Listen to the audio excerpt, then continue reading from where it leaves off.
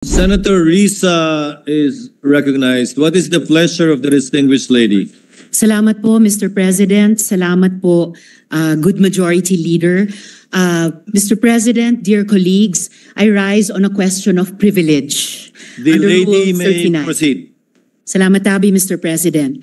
I rise to speak against an assault on the rights, privileges, reputation, conduct, decorum, and dignity of the Senate, as well as the integrity of its proceedings. Last month po, o noong July 13, 2024, naglabas ang Senado through the Senate Committee on Women, Children, Family Relations, and Gender Equality, and approved by the Senate President ng contempt citation and order to arrest laban sa Chinese national na si Guo Huaping, also known as Alice Leal Guo. Nagpapasalamat ako sa Senate President sa maagap na tugon nila para mailabas ang arrest order.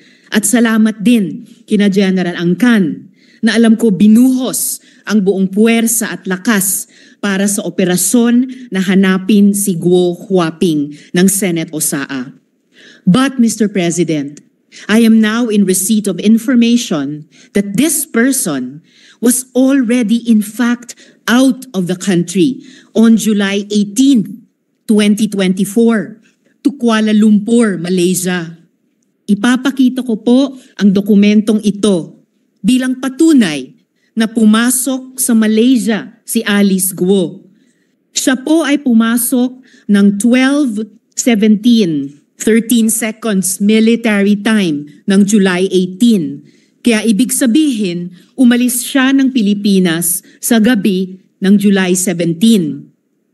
Mr. President, hindi po pwedeng ipagkaila na siya ito dahil match na match po ito sa kanyang Philippine passport na ifa-flash ko ngayon.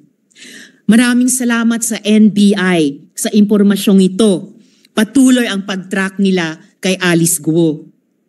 Ayon sa aking isa pang source, Mr. President, tumuloy si Alice Guo sa Singapore kung saan nagtagpo-tagpo sila ng kanyang magulang na sina Lin Wenyi at Guo Jianzhong. The couple flew in from China on July 28, 2024. Mistulang reunion sila doon kasama sina Wesley Guo at Cassandra Ong. Mr. President, who allowed this travesty to happen? Sinong may kagagawa nito? Hindi makakaalis si Alice Guo kung walang tumulong sa kanya ng mga opisyales ng pamahalaan para tayong ginisa sa sarili nating mantika. I have always believed that legislative hearings are policy-driven.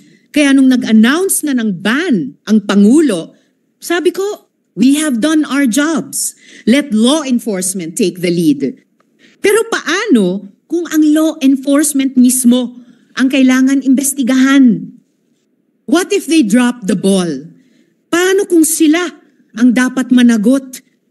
Nangako ang BI sa akin at sa Senate President pro tempore na hindi nila hahayaan si Guo Huaping na makaalis sa Pilipinas. Eh yun pala, ay wala na talaga siya. Mr. President, kung hindi po natin ito gawan ng paraan as an institution, as a country, parang nagpasampal tayo sa dayuhang ito na paulit-ulit ni sinaula ang ating mga batas, patakaran at proseso. Salamat po, Mr. President. Mr. President, Senator Tulfo is recognized. I'd like to make a manifestation in support of You what may proceed, sir. Senator Risa Ontiveros said.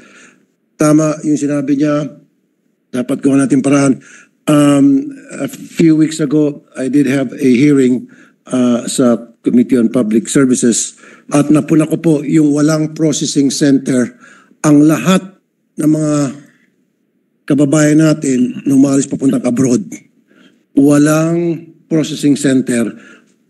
Pag ikaw ay isang pasahero, gustong pumunta ng abroad, sakay ng isang chartered plane, hindi ka nadadaan sa proseso, hindi ka nadadaan sa immigration, diretso-diretso ka na sa gate, sakay yung limousine mo, SUV, and then pagdating sa tarmac, aakyat ka sa aeroplano mo, and then here comes the CIQ, Customs, Immigration and Quarantine.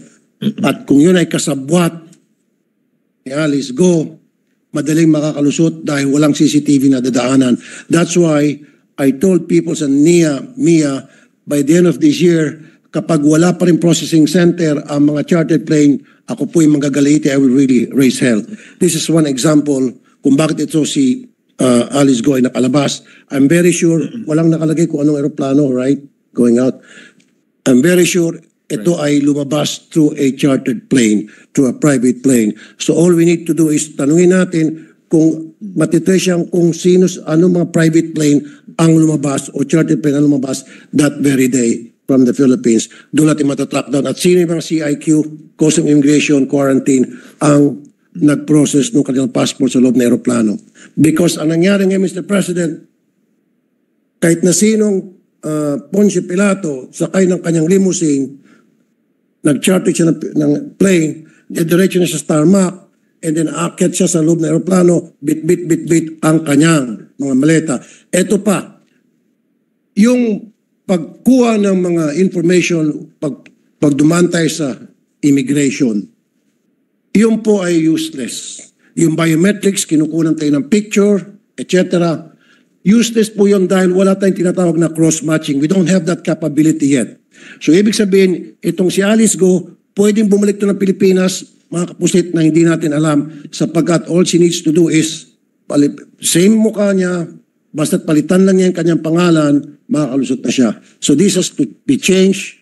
At again, ako'y nanawagan sa mga taga-NAIA, MIA, Immigration, get your act together dahil by the end of this year, gusto ko magkaroon ng processing center ang lahat ng pasahero going in and coming out of the country. Kailangan may processing center na sila ay dadaan sa butas ng karayom tulad ng dinadaanan ng lahat ng mga simpleng pasahero. Maraming salamat, Mr. President. Mr. President. Salamat po, Mr. President. Naku po, kung magtangka pa yang si Guo Huaping bumalik dito sa Pilipinas, siguro naman huhulihin na talaga siya, di po ba? Pero sa ginawa niya pong iyon na niloko tayo sa loob ng isang buwan, yung pala ay nasa labas na, ewan ko na lang po kung babalik pa yan dito o lalong papalayo sa atin. Salamat po, Mr. President.